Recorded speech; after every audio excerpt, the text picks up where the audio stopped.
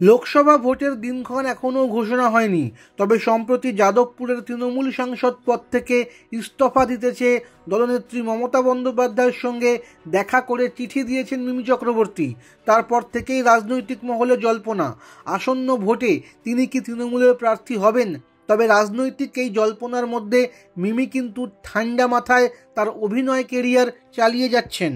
এই মুহূর্তে তিনি শহরে আলাপ ছবির শুটিং করছেন। শুক্রবার এই ছবিতে তার অংশের শুটিং শেষ হয়ে যাওয়ার কথা।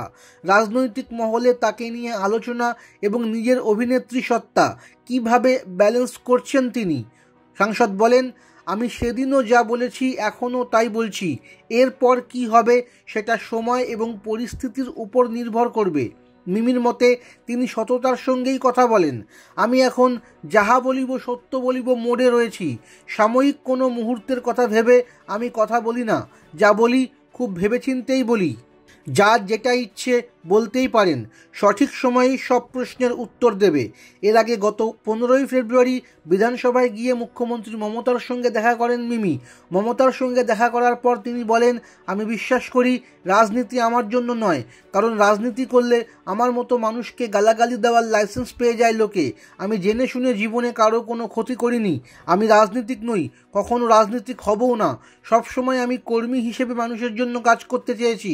আমি অন্য দলের কারো বিরুদ্ধে কখনো খারাপ কথা বলিনি।